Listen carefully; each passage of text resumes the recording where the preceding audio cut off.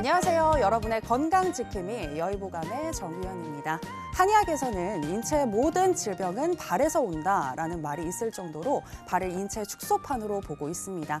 일단 발이 따뜻해야 하고요. 붓기가 없어야 하고 또 굳은 살 같은 것이 없이 매끄러운 발이 바로 건강한 발의 지표가 된다고 합니다.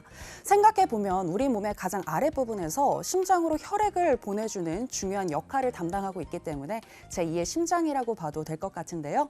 묵묵히 우리의 건강을 지켜주고 있는 발에 대해서 앞으로 관심을 가져보시는 것도 매우 좋을 것 같습니다. 자, 그럼 오늘도 여의보감 힘차게 한번 출발해 보도록 하겠습니다. 도움 말씀 주실 두 분의 원장님 모셨는데요. 먼저 화면으로 만나보시죠.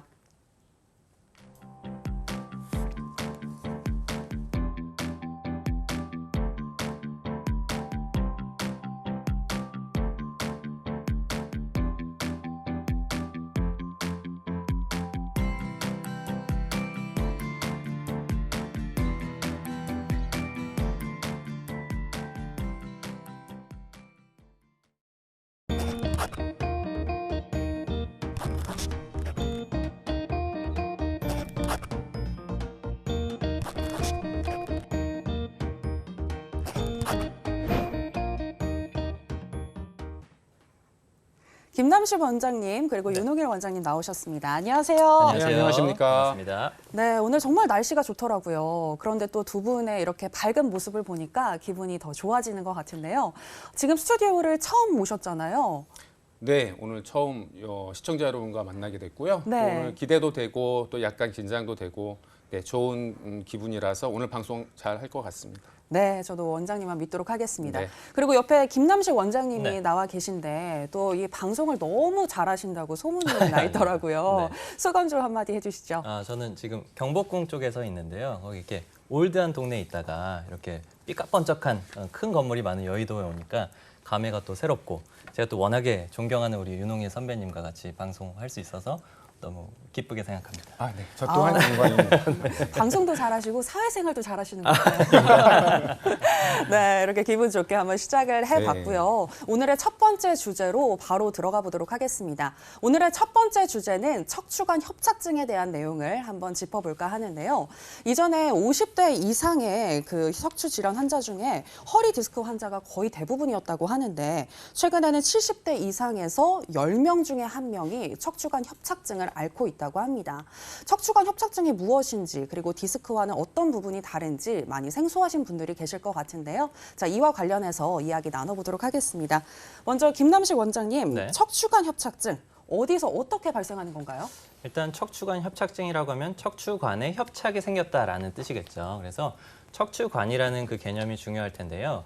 우리 척추뼈를 보면은 우리 감자탕 생각하시면 돼요. 감자탕을 보면 앞에 큰 뭉탱이, 뼈 뭉탱이가 있고 뒤에 손잡이 같은 부분이 있잖아요. 그 앞에 있는 거를 추체라고 그러고 뒤에 있는 걸 후궁이라고 하는데 앞에 있는 큰 뼈 뒤에 신경이 지나는 큰 관이 있습니다. 그게 네. 머리에서부터 시작해서 꼬리뼈까지 쭉 이어지게 되거든요. 네. 그 관을 바로 척추관이라고 부르고요.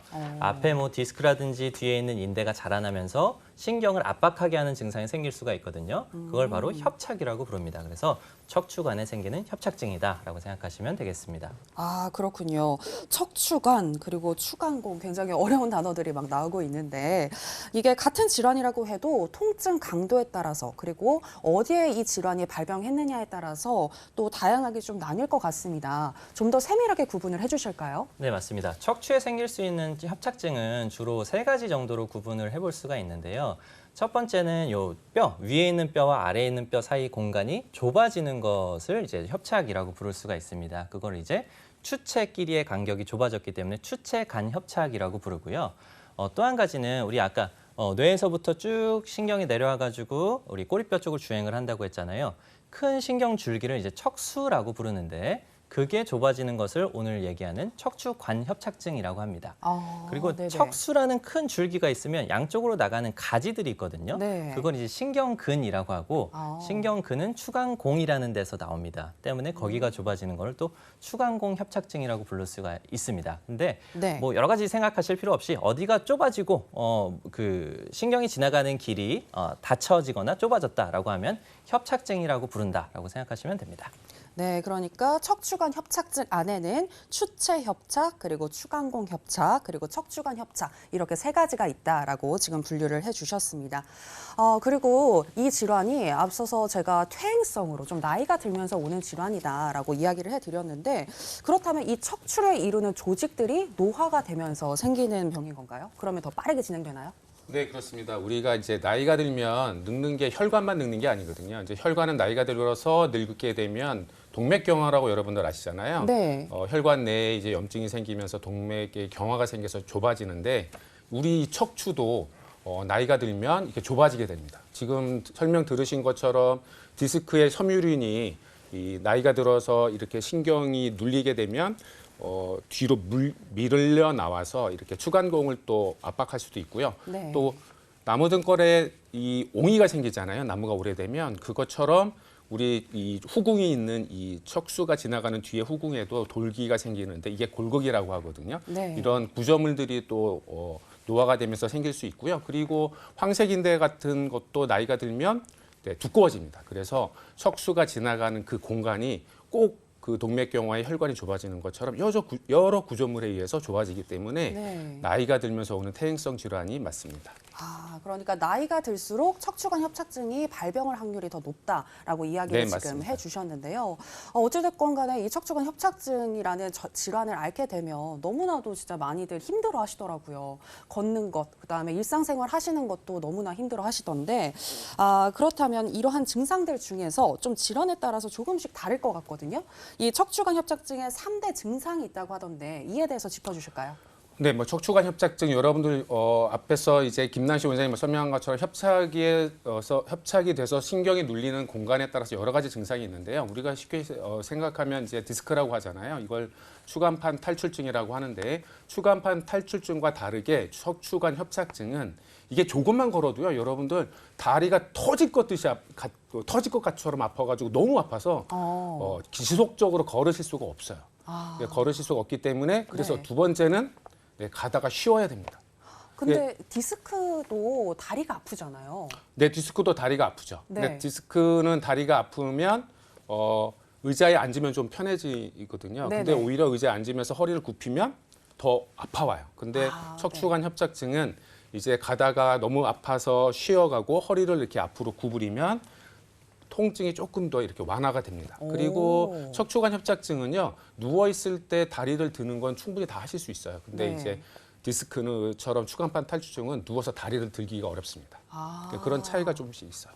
그러니까 디스크랑 뭔가 증상이 좀 비슷한 것 같으면서도 구체적으로 조금 더 이렇게 세밀하게 보면 다른 부분이 확실히 네, 있는 맞습니다. 거네요.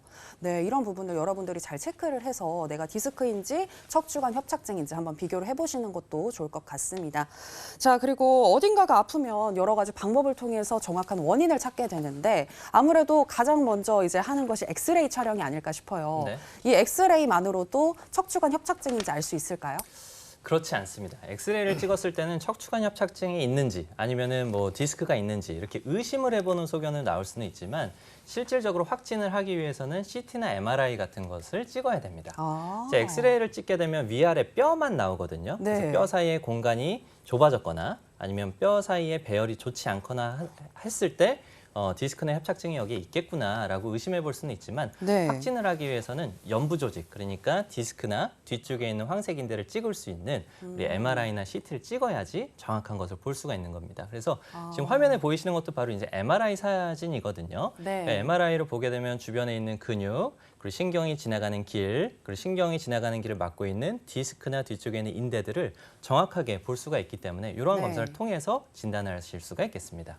그렇군요. 보통은 이 비용 부담 때문에 엑스레이 촬영만 하시는 분들이 참 많은 것 같은데 정확한 증상을 파악을 해서 또 CT와 MRI까지 찍어야 하는지 이런 부분도 잘 확인을 해보면 좋을 것 같습니다. 자, 그러면 한의학에서는 이 척추관 협착증 어떻게 치료하는지 궁금한데요. 알려주시죠. 척추관 협착증은 일단 통증 질환이기 때문에 가장 기본이 되는 것은 침 치료가 될 수가 있겠습니다. 침 치료를 해주게 되면 협착증이 있는 주변에 굳어져 있는 그 구조물들을 이제 이완시켜주는 효과를 가질 수가 있고 통증을 경감시켜주는 효과도 가지고 있기 때문에 침 치료가 가장 우선적이라고 할 수가 있겠고요. 거기에다 한의원 가면 이렇게 전기를 걸잖아요. 네네. 전기 거는 치료를 하는 전염침. 이유가 뭐냐면 그걸 네. 전침이라고 하는데 있는데 네. 거기에다가 이제 전기를 흘려주면은 통증 신호를 억제해주는 신호를 일부러 보내는 거예요. 그럼 인체 그 신경에서 나타나는 통증 신호를 억제해주는 효과를 가질 수가 있는 것이고요. 또 여러분들 좀 오해하실 수가 있는데 신경이 협착증에 의해서 눌려 있으면 24시간 365일 아픈 거냐? 그렇지가 않습니다. 염증 반응이 생겨 있을 때만 아픈 거거든요. 네. 그래서 신경 염증 반응을 줄여주는 치료가 꼭 필요한데 그럴 때 사용하는 것이 바로 약침과 봉침입니다. 약침이나 봉침을 주입을 하게 되면 항염작용을 해주는 그런 약물들을 주입할 수가 있거든요. 네네. 그렇게 되면 신경에서 나타나는 염증을 잡아줄 수 있기 때문에 좋고요.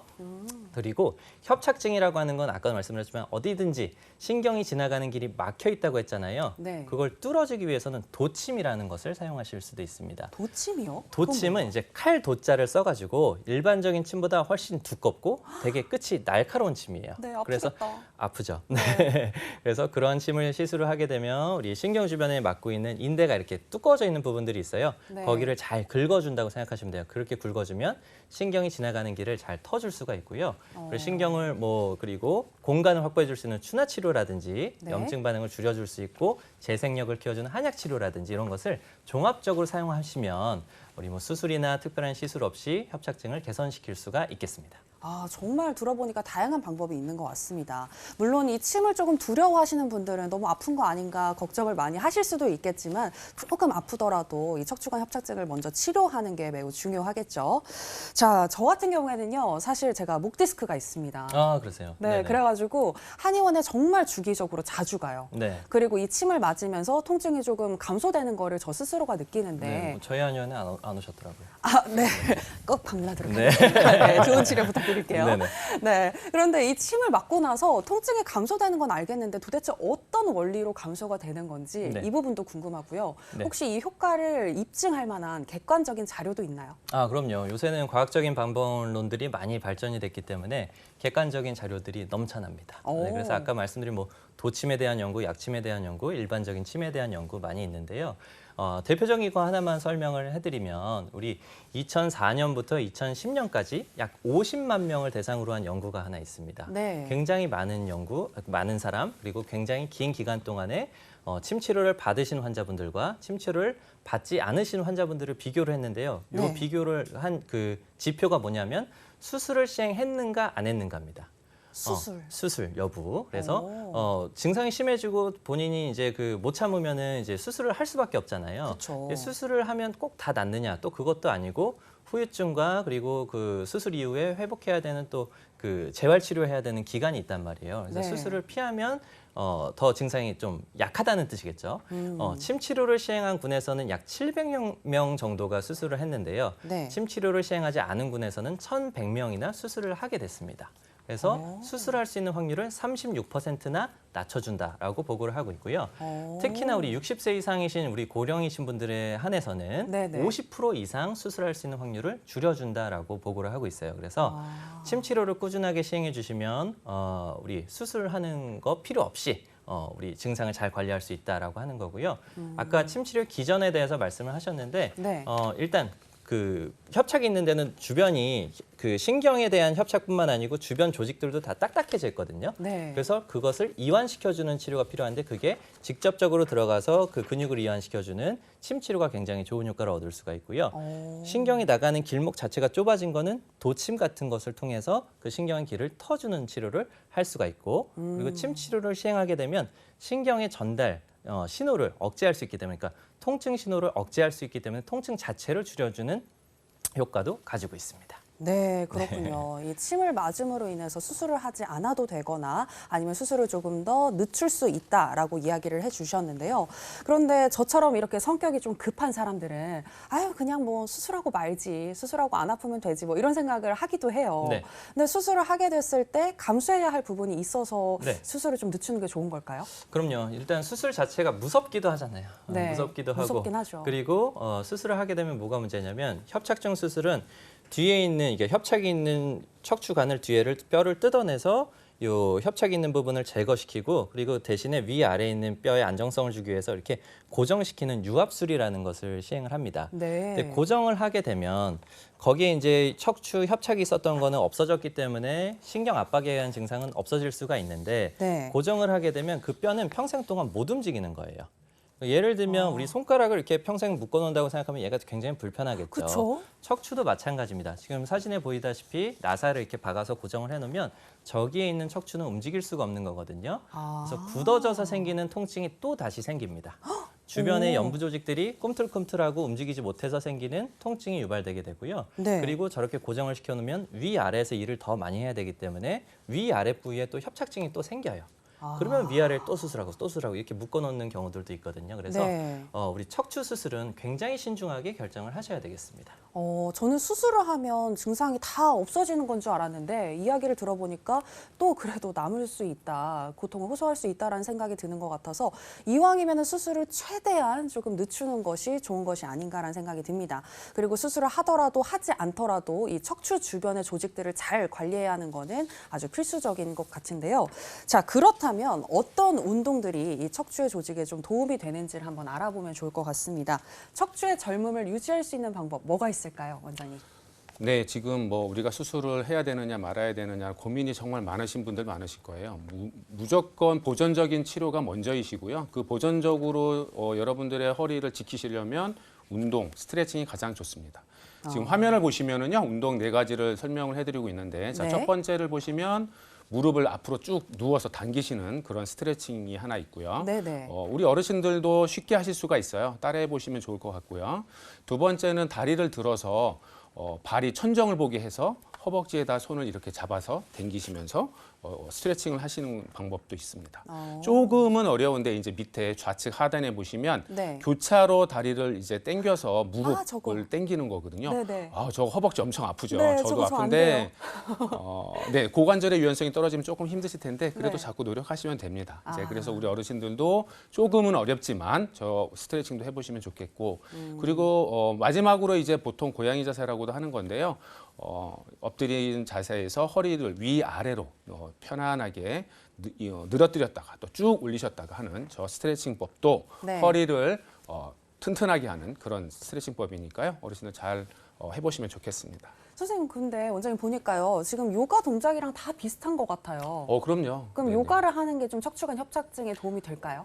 요가도 요가하고 또 요즘 필라테스도 많고 한데요. 필라테스나 요가나 어쨌든 자기가 기구를 가지고 하는 필라테스도 있고 또 요가도 있고 또 요가도 좀 어려운 요가도 많이 있는데요. 네. 본인에게 가장 맞는 그런 방법을 택하시는 게 가장 좋습니다. 네, 본인에게 가장 맞는 운동이 무엇인지 이 부분도 체크를 해보시면 좋을 것 같습니다. 아무쪼록 오늘 이렇게 척추관 협착증에 대해서 이야기를 들어보니까 혹시나 내가 디스크가 아닐까 아니면 척추관 협착증일까 이런 부분에 대해서도 좀 구분을 명확하게 하는 게 매우 중요할 것 같은데요. 그래서 저희가 협착증 체크리스트를 준비를 해봤습니다. 지금 나오는 증상들 중에서 2개 이상 해당이 되면 한번 병원을 찾아보시는 게 좋을 것 같은데요. 먼저 화면으로 함께 확인해 보시죠.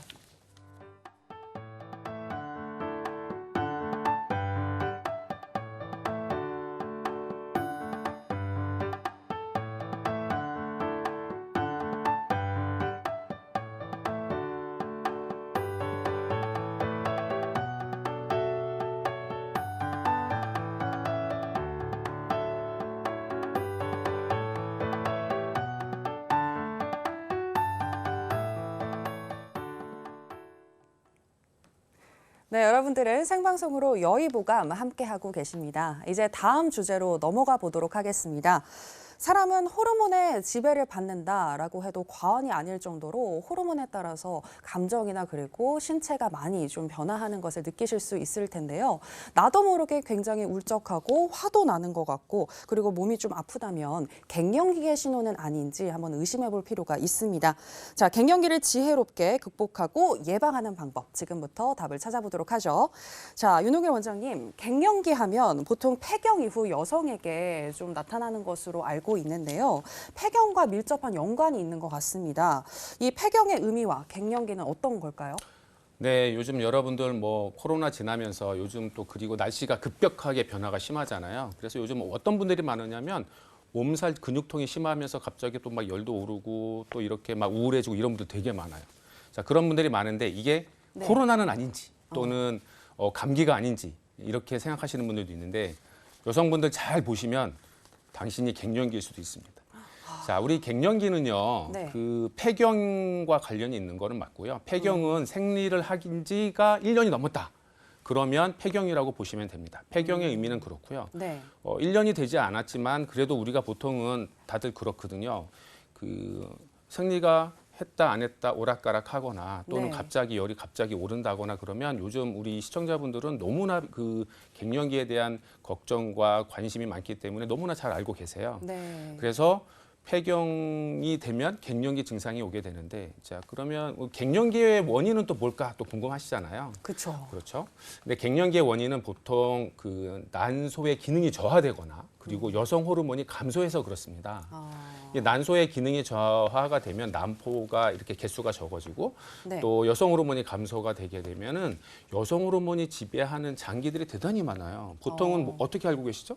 뭐 갑상선, 유방, 뭐 그렇죠. 자궁. 유방, 자궁. 네. 네, 우리가 알기로는 유방과 자궁이 주로 여성 호르몬이 주관을 한다 이렇게 생각하고 계시지만 네네. 뇌도 그렇고요. 뇌요? 심장도 그렇고 아, 뼈도 그렇고 혈관도 그렇고 이 여성 호르몬의 지배를 받는 여성 호르몬의 지배를 받는 장기가 너무나 많습니다. 그래서 그렇죠. 갱년기가 오면 우리의 증상들이 정말 여기저기서 다 터지죠. 뭐 열도 나고 땀도 나고 잠도 잘 안 오고 여기저기 네. 아프고 어지럽고 이런 증상들이 오는 이유가 여성 호르몬이 지배하는 장기가 너무나 많다.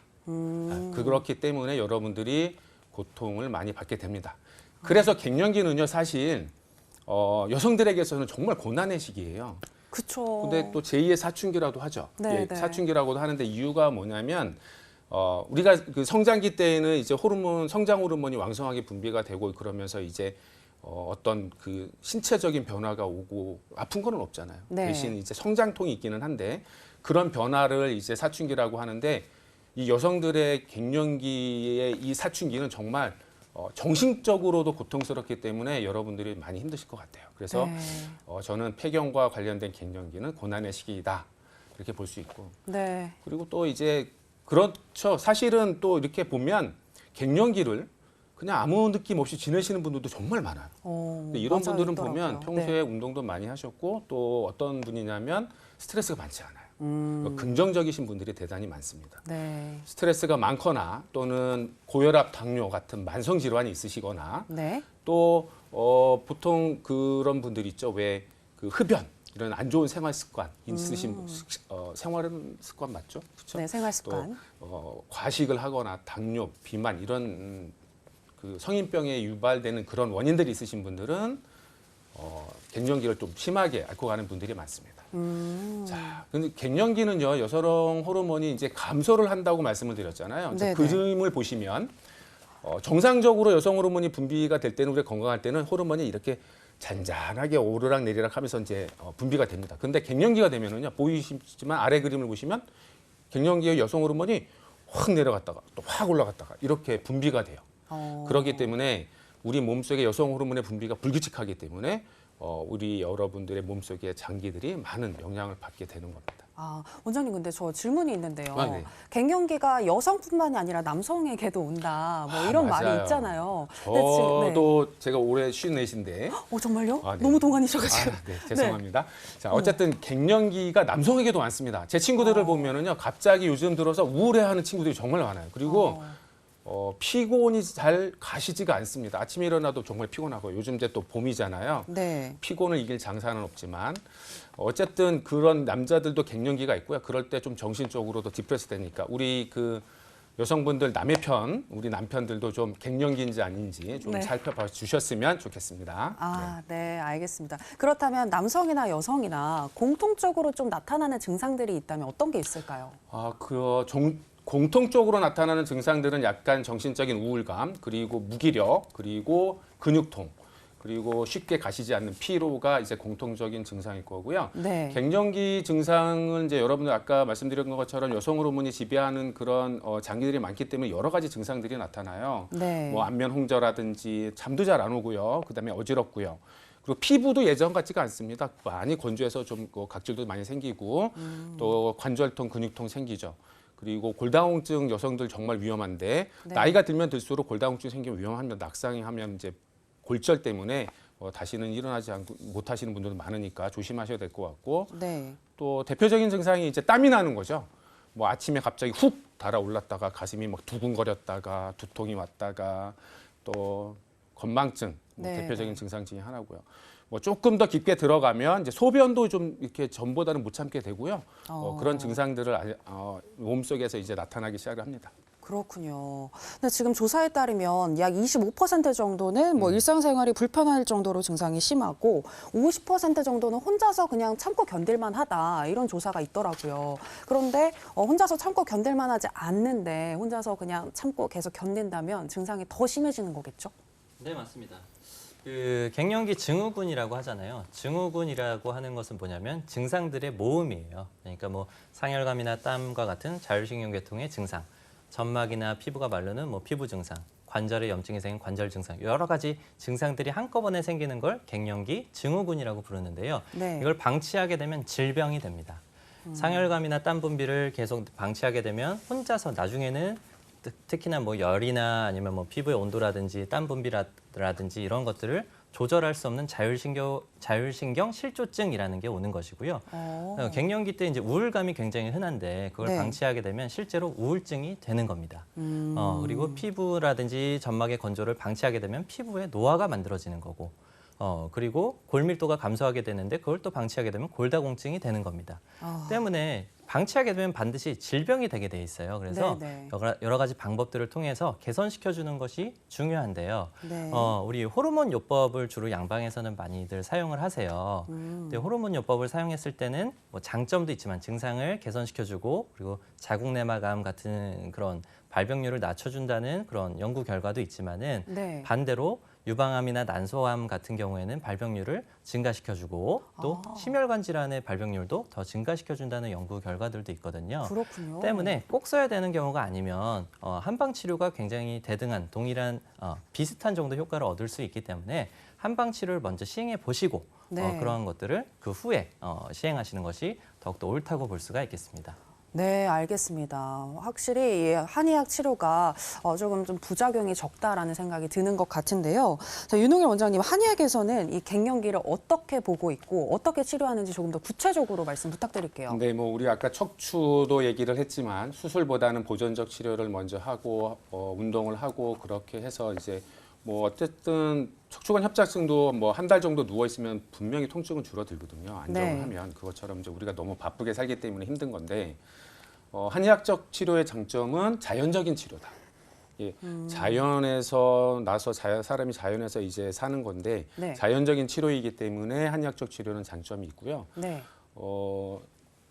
갱년기에 있어서 한의학적 치료의 장점은 우선은 그 증상들이 한의학적 치료로 봤을 때 우선 저는 이걸 말하고 싶네요. 네. 갱년기가 한의학적으로 뭐냐? 자, 우리가 그 황제내경에 보면 우리 생명의 근원이 되는 물과 같은 존재를 천계라고 하는데요. 네. 천계가 여자 나이 77, 49세가 되면 마른다 그랬어요. 그래서 천계가 물이 마르면 음미 부족해지고 화열이 많아지기 때문에 음허화동으로 보는 경우가 한의학에서는 이제 갱년기를 그렇게 보고 있고요. 네. 그리고 한의학적 치료로는 갱년기 치료에서 가장 장점은 개개인 맞춤형이라는 겁니다. 일편적으로 우리 보통 갱년기 치료할 때 에스트로겐 그 여성 호르몬을 일편적으로 그냥 양방에서는 투여를 하잖아요. 네. 저희는 그렇지 않고 그 한 사람 한 사람의 지금 심리적인 상태, 정신적인 상태 또는 육체적인 상태를 다 고려를 해서 오장육부를 고려해서 맞춤형으로 하는 거고요. 네. 그리고 우리가 그 갱년기는 주로 이제 음허화동 또는 상열 하한, 아래는 시리고 위는 뜨겁잖아요. 네네. 가슴이 뜨겁고 열이 나고 그런 음허화동에 대한 개념을 가지고 치료를 하는 경우도 있고 또 그 사람이 기운이 너무 약해요. 기허에서 땀이 좀 더 많거나 또 혈허, 어지러움이 또 피가 부족해서 더 많아요. 이러면은 저희는 거기에 맞는 대증적으로 약재들을 사용해서 치료를 많이 하는데요. 네. 저는 대체적으로 귀비탕을 많이 씁니다. 귀비탕은 사람이 스트레스를 많이 받아서 심장에 화가 많고 몸에 진액이 부족해지는 그런 경우에 많이 쓰기도 하고요. 네. 또 이럴 때는 저희는 이제 시오라고 하는 조혈이라는 거는 바닷물이 들락날락 하는 것처럼 열이 확 올랐다 또 내렸다 올랐다 내렸다 시기가 있거든요. 네. 그런 조열에 맞는 그런 열이 오르는 걸 치료하는 그런 시호가 있고요. 또 황련은 황련고환 청심입니다. 심장하고 위에 열을 내려주는 게 황련인데 이런 황련 또한 또 많이 가미를 하게 됩니다. 이렇게 심장에 열을 내려주고 몸의 진액을 보충해주는 그런 치료를 대표적으로 하지만 개개인에게 맞는 그런 치료를 하는 것이 한의학적 치료고 자연에서 자연적인 치료를 많이 하고 있다 이렇게 보시면 되기 때문에 네. 네, 위험하지 않고 네. 부작용도 적습니다. 그러니까 정리를 해보면 자연적인 치료를 베이스로 하되 개개인에게 맞는 맞춤 처방을 하고 있다라고 정리를 해볼 수 있을 것 같습니다. 자, 그리고 아까 원장님께서 갱년기의 여러 가지 증상에 대해서 짚어주셨는데요. 몇 가지를 조금 더 자세히 한번 짚어봐야 될 것 같습니다. 특히 이 부분은 저희 엄마랑도 좀 관련이 있는데 네네. 저희 어머니도 얼마 전에 갱년기를 좀 심하게 앓으시면서 되게 많이 힘들어하셨어요. 근데 어떠셨는데요? 특히 힘들었던 게 이제 밤에 그때가 겨울이었는데도 너무 막 덥다고 하시는 거예요. 아, 네네. 네, 왜 그렇게 땀이 나는 건지 저는 좀 궁금했거든요. 네, 보통 갱년기의 땀은요, 뭐 조열이라 그래서 뭐 이게 어느 시기에 한 오전 11시나 오후 5시 때쯤 돼서 늘 그 시기에 땀이 나는 분이 많은데 네. 지금처럼 이제 밤에 나는 땀이 있습니다. 그런 걸 이제 도환이라고 하는데 갱년기와 도환의 원인이 같습니다. 음허화동이거든요. 네. 그래서 도환인 경우라고 이제 말씀을 드렸는데 도환이라는 건 도둑도자에 땀 한자입니다. 아. 밤에 잘 때만 나요. 낮에도 잠을 자면 땀이 납니다. 근데 이 땀이 어느 정도까지 나냐면 이불이 젖거나 속옷이 젖을 정도로 나요. 그래서 그 자고 일어나면 몸이 너무 피곤하죠. 이렇게 해서 이제 이게 길어지면 몸이 야이고 그리고 얼굴이 검어집니다. 이제 이런 경우에 도환이라고 해서 이런 경우도 진액을 보충을 해주고 열을 네. 내려주면 도환이 멈추게 됩니다. 그래서 어머니 같은 경우에도 네네. 귀비탕을 쓸 수도 있고 보존기탕을 쓸 수도 있고 팔진탕을 쓸 수도 있는데 네. 도환에 가장 좋은 처방은 사실 당귀 육황탕이라는 거거든요. 당귀요. 당귀 육황탕이라고 아, 합니다. 당귀 당귀도 이제 육황탕. 보혈 보음하는 약재의 기본이고요. 네. 그리고 육황 그래서 황은 아까 말씀드린 황금, 황련, 황백해서 몸에 열을 내려주는 그런 약재이기도 합니다. 그렇군요. 그리고 이제 한의학적으로는 갱년기든 그다음에 도환이든 땀에 나는 증상을 치료할 때는 침과 뜸과 한약재를 많이 쓰고 있습니다. 여러분들 아마 갱년기 너무 이렇게 고민하지 마시고요. 한의원에서 치료를 같이 받으시되 도환도 도환증이라고 하는 땀도 치료가 잘 되니까 네네. 한의원 내원하셔서 치료 받으시면 좋겠습니다. 네, 그렇군요. 밤에 땀이 나는 이 도환증을 어떻게 치료하는지 이 부분에 대해서 짚어주셨고요. 자, 그리고 갱년기에 때 이 골다공증의 위험도 또 높아진다고 알고 있습니다. 네, 맞습니다. 네, 여성 호르몬이 이 뼈 건강에 좀 영향을 주기 때문에 그런 걸까요? 네, 맞습니다. 이 이제 여성 호르몬이 분비가 저하가 되면 사실은 살이 찝니다. 근데 다리는 마르고요. 네. 근육은 빠지고 이 배만 나오죠. 아. 우리 어머님들 그게 제일 걱정이실 거예요. 근데 맞아요. 사실 신진대사율이 떨어지는 거거든요. 신진대사율이 떨어져서 이제 복부 비만이 생겨서 배가 나오시는데 이걸 제일 걱정하세요. 그렇지만 저는 제일 걱정되는 게 뭐다? 낙상이다. 골다공증이다. 이렇게 말씀드리고 싶고요. 네. 골다공증은 이제 한의학적으로는 오장육부 기능이 떨어지고 기혈순환이 저해가 됩니다. 그래서 기혈순환이 잘 안 되게 되면 특히 신장 기능이 떨어지게 되고 오장육부의 기능 또는 기혈순환의 장애가 되면 아래는 차고 위는 뜨거워지는 거예요. 네. 이제 이렇게 되면 그 신장의 기능이 떨어지기 때문에 뼈를 주관하는 게 신장이거든요. 네. 그 신장이 약해지기 때문에 뼈의 밀도가 약해지는 건데 아. 과학적으로 얘기를 하면은요, 여성 호르몬은 사실은 뼈의 대사에도 관여를 합니다. 그래서 여성 호르몬의 감소를 하게 되면은요, 파골세포와 조골세포가 있어요. 파골은 뭐냐면 뼈 속에 있는 뼈가 녹아내려서 혈관으로 들어가서 우리 몸에 이제 칼슘이 부족한데 가는 거고요. 네. 그리고 거꾸로 조골세포는 이제 우리 몸속에 칼슘이 충분하면 그걸 다시 뼈를 채워주는 거가 이제 조골세포예요.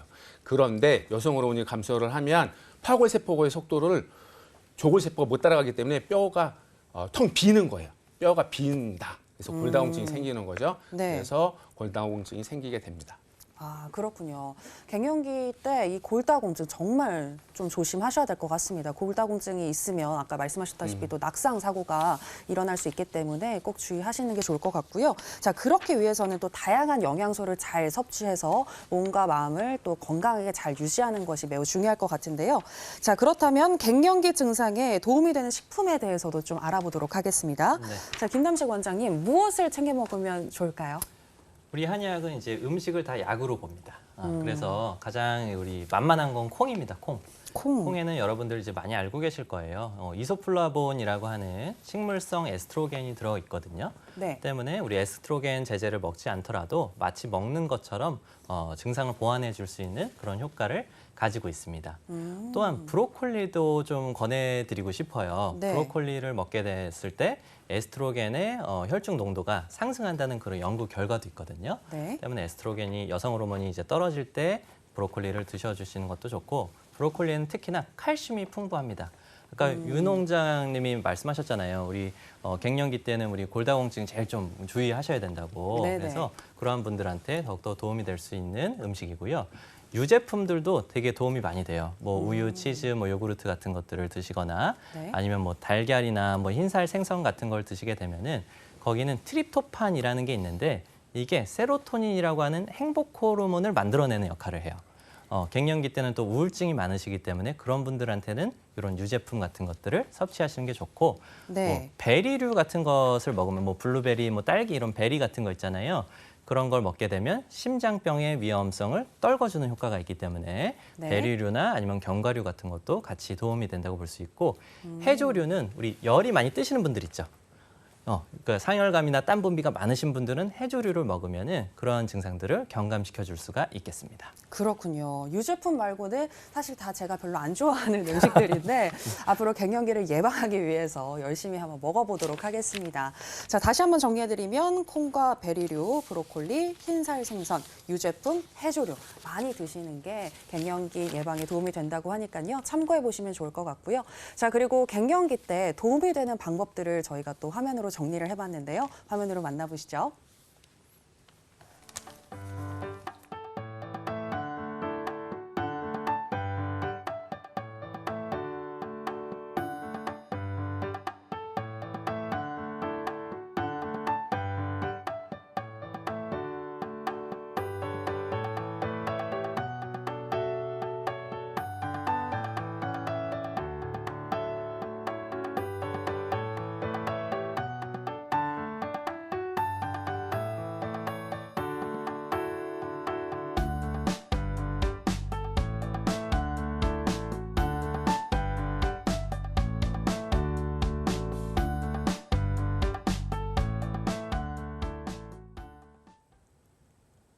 이번에는 더욱 다양한 한방 정보에 집중해 볼 수 있는 시간이죠. 황제 보약이라고 불리는 공진단에 대해서 저희가 준비를 해봤는데요. 공진단은 어떤 귀한 약재들로 이루어져 있는지 한번 확인해 보시겠습니다.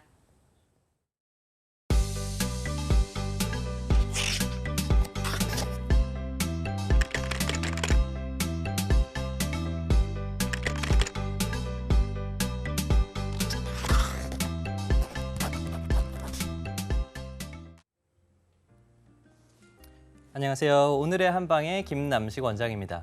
오늘 이 시간에는 공진단에 대해서 한번 설명을 해드리고자 합니다. 우리 공진단, 우리 남들이 주면 또 먹기도 하고 좋다 그래서 또 비싸다 그래서 먹기도 하는데 왜 좋은지를 잘 모르시는 분들이 계세요. 그래서 오늘 이 시간에는 공진단 우리 효능이 어떤 것들이 있는지에 대해서, 그리고 현대 과학적으로는 어떻게 보고 있는지에 대해서도 하나씩 설명해 드리도록 하겠습니다.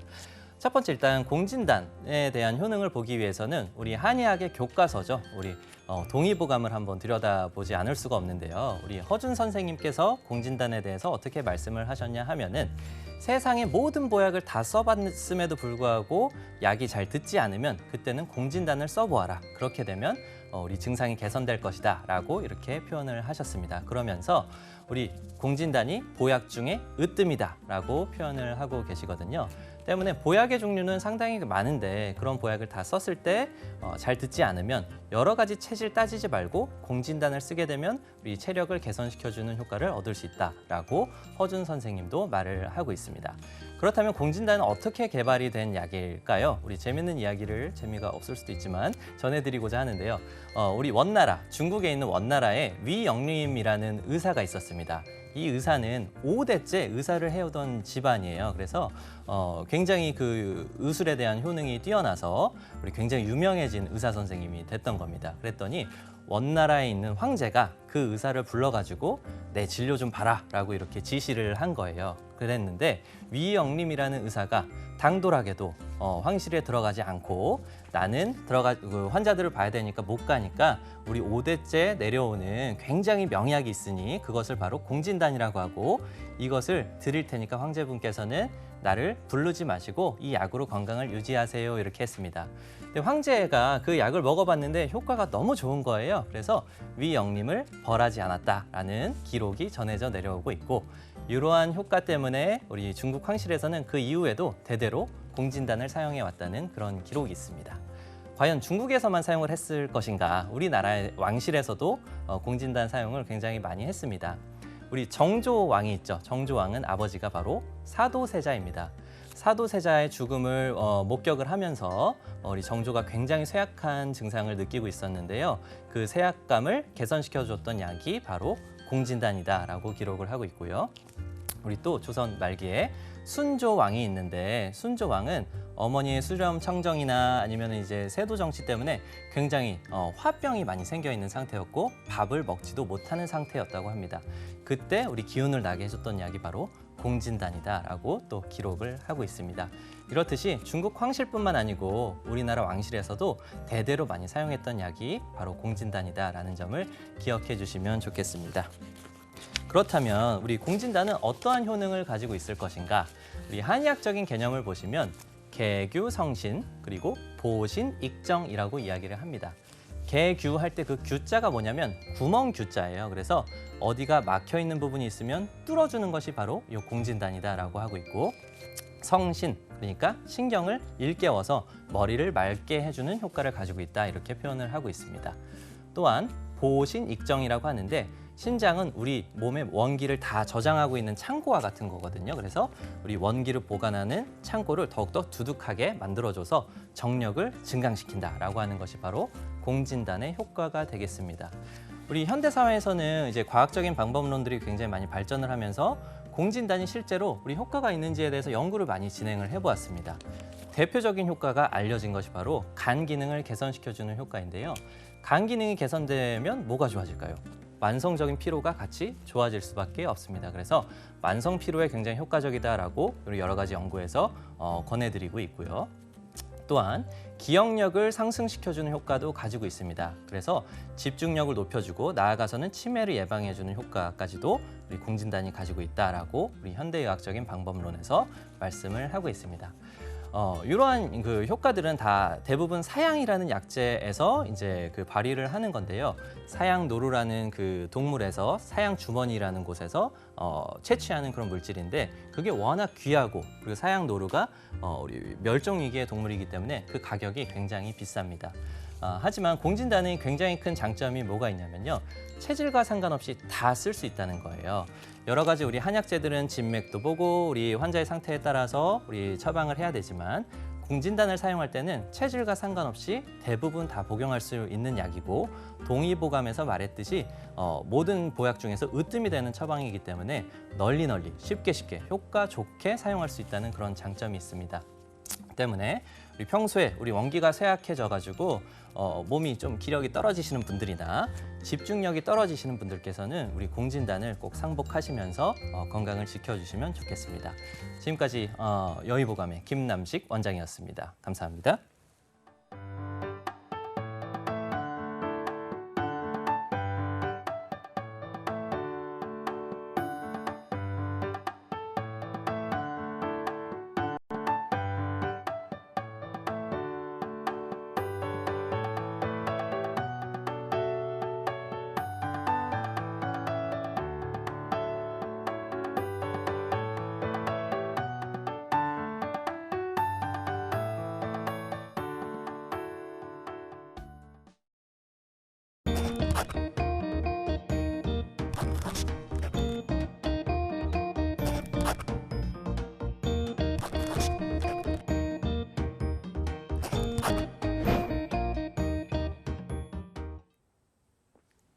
네, 김난식 원장님께서 공진단에 대해서 짚어주셨는데요.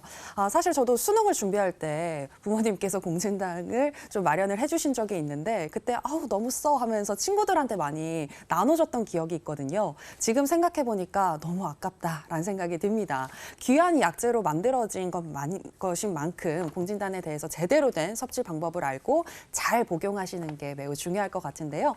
자, 제가 한 가지 질문을 좀 드리도록 하겠습니다. 네. 이 공진단, 사실 병원에 한의원에 가게 되면 이미 만들어져서 있는 것들도 있잖아요. 네. 그런데 개개인으로도 맞춤 처방도 가능하다고 알고 있습니다. 맞습니다. 네. 근데 개개인으로 맞춤 처방을 할 때 한약이 더 괜찮은 건지 아니면 공진단이 더 괜찮은 건지 이거를 좀 구분을 해주실 수 있으실까요? 일단 저는 어떻게 권해드리냐면 한약을 잘 복용하지 못하시는 분들 그리고 그러니까 물약을 잘 복용하기가 버거워하시는 분들이 있어요. 공진단을 먹게 되면 굉장히 간편하게 복용을 할 수 있기 때문에 그쵸. 도움이 될 수 있기 때문에 그런 분들은 이제 공진단을 권해드리고요. 네. 평소에 굉장히 특징적인 증상이 있으신 분들은 한약을 지시는 게 좋아요. 예를 들면 난 소화기계에 증상이 있다. 네. 아니면 뭐 정신과적인 문제가 있다. 뭐 관절에 문제가 있다. 이런 타겟이 되는 증상이 있을 때는 한약을 지어서 복용하시는 것이 더 효과적이라고 볼 수가 있겠고요. 네네. 전체적으로 쇠약해지고 전체적으로 나는 더 건강해지고 싶다라는 자연강장의 목적으로 했을 때는 공진단을 쓰시는 게 좋고요. 그리고 공진단의 특징이 우리 정신을 맑게 해준다 그랬잖아요. 네네. 집중력이 떨어져서 예를 들면 수험생 아까 네. 아니면은 우리 일을 하실 때 집중이 필요하신 분들한테는 집중력이나 기억력 개선시켜주는 공진단을 더 권해드리고 싶습니다. 그리고 하나만 더요. 네. 그 동글동글한 쬐끄만한 그 알맹이도 있잖아요. 네네. 그것도 환이라고 부르는 것 같은데 맞습니다. 그 환보다는 공진단이 좀 더 강력한 걸까요? 맞습니다. 왜 그러냐면 조그맣게 만들면 표면적이 넓어지기 때문에 우리 사양이라는 것은 향자가 들어가 있는 건 그 향기가 굉장히 중요하다는 거거든요. 표면적이 넓게 되면 그 사양이 다 날아가 버려요. 그래서 이렇게 큰 알로 만들어진 공진단 그리고 그 겉에다 금박을 씌우잖아요. 이렇게 되면은 훨씬 더 향을 오래 보관할 수가 있겠습니다. 네, 알겠습니다. 아침에 기상을 했을 때 공복에 따뜻한 물과 함께 섭취를 하시면 공진단의 효과가 더욱더 높아진다고 하니까요. 이 부분 참고하시기 바라겠고요. 여의보감 오늘 저희가 준비한 내용은 여기까지입니다. 저희는 내일 이 시간에 또 알찬 건강 정보 가지고 다시 돌아오도록 하겠습니다. 함께해 주신 여러분 고맙습니다.